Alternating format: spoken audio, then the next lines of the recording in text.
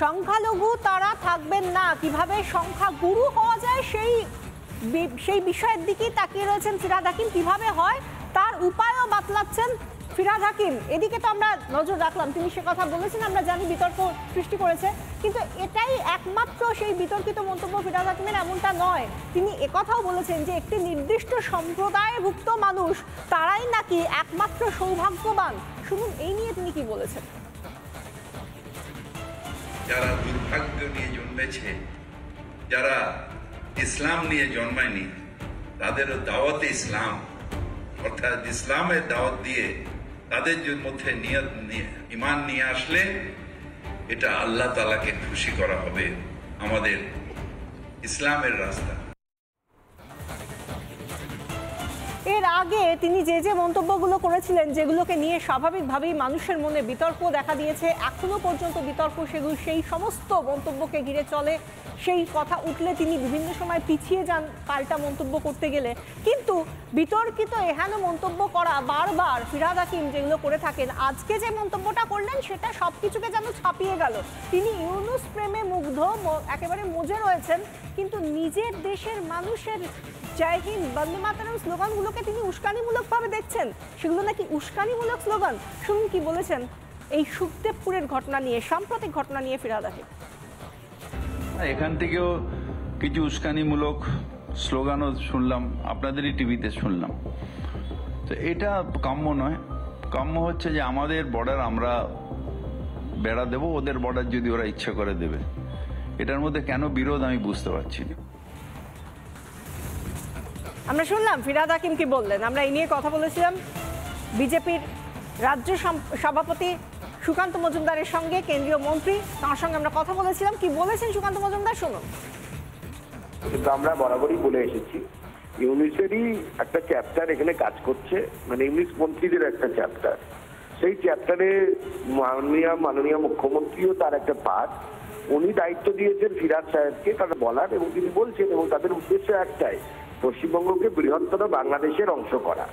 যে সমস্ত তৃণমূল কংগ্রেসের সমর্থক নেতৃত্ব এখনো হিন্দু যারা আছেন, যারা নিজেদেরকে হিন্দু মনে করতে গর্ববোধ করেন, তাদের ভাবা দরকার যে তারা আর কতদিন তৃণমূল কংগ্রেসটা করবেন। এই নিয়ে রীতিমতো হুল ফুটিয়েছেন ফিরহাদ হাকিমকে রাজ্যের বিরোধী দলনেতা শুভেন্দু অধিকারী। তিনি কি বলেছেন, এবং সেই সঙ্গে রাজ্য বিজেপির সাধারণ সম্পাদক জগন্নাথ চট্টোপাধ্যায় তিনি বা এই নিয়ে কি বলেছেন শুনুন। ফিরহাদ হাকিম যিনি দাওয়াতে ইসলাম দিয়েছিলেন, যে ফিরহাদ হাকিম 50% লোককে উর্দু বলতে আহ্বান করেছিলেন, যিনি বলেছিলেন আমরা 33%, 50%। ফিরহাদ হাকিমকে তো মন্ত্রিসভা থেকে বরখাস্ত করে ওকে এনআইএর হাতে তুলে দেওয়া উচিত। জনাব ফিরহাদ হাকিম ভারতীয় সীমান্তে বিএসএফ বেড়া দিতে চাইলে তার সঙ্গে যদি ভারতীয় নাগরিকেরা ভারত মাতা কি জয় আওয়াজ তোলে, তার বিরোধিতা করছে।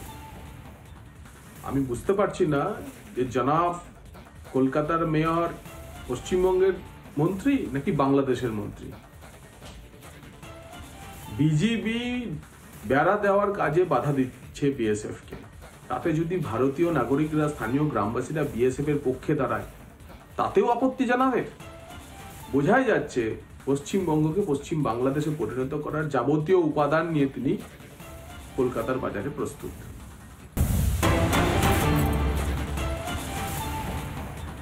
এক ফিরহাদের রক্ষে নেই, দোসর আরো একজন আছেন, তিনি মোহাম্মদ সেলিম। তিনি বলছেন কি যে তিনি এই মুহূর্তে দাঁড়িয়ে সুখদেবপুর, মালদার সুখদেবপুর সীমান্তে কাঁটাতার দেওয়া নিয়ে বিএসএফ বিজিবি যে অশান্তি তৈরি হলো, যে পরিস্থিতি তৈরি হলো, সেই জায়গা থেকে তিনি কোনো রকম ভাবে ইউনূসের ইন্ধন দেখতে পেলেন না। এই হিংসায় ইউনূসের ইন্ধন তিনি দেখতে পাচ্ছেন না। পাল্টা তিনি বলছেন যে এখানে তৃণমূল বিজেপি দোষারোপ করছেন তিনি তৃণমূল বিজেপিকে। কি বলছেন মোহাম্মদ সেলিম, একবার শুনুন।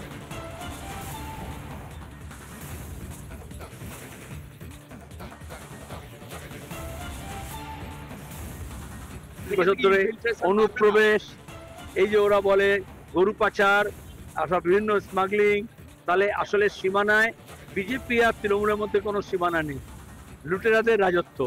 আমি জানি উত্তর চব্বিশ পরগনা গরু পাচারের সবচেয়ে বড় কাণ্ড যে করে, সে যেহেতু আমি নাম ধরে বলতে পারি, বিরোধী দলের নেতাকে টাকা দিয়েছে, এই জন্য সে সিবিআই থেকে এখন বাইরে আছে।